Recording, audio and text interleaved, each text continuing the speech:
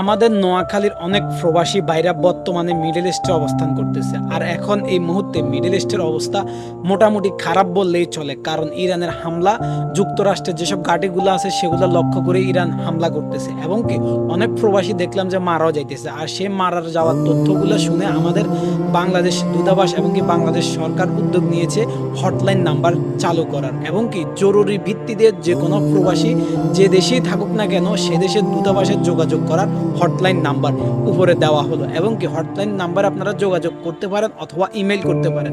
আর যে দেশেই থাকুন না কেন সে দেশের দূতাবাসের হটলাইন নাম্বার যদি ব্যস্ত থাকে তাহলে আপনি বাংলাদেশের হটলাইন নাম্বারে যোগাযোগ করতে পারবেন অথবা ইমেল করতে পারবেন। এবং কি এই ভিডিওটা আপনারা প্রচুর পরিমাণে শেয়ার করে প্রত্যেকটা প্রবাসীকে দেখার সুযোগ করে দিবেন, যেন প্রবাসীরা কোনো বিপদে পড়লে এইসব হটলাইন নাম্বারে যোগাযোগ করতে পারে।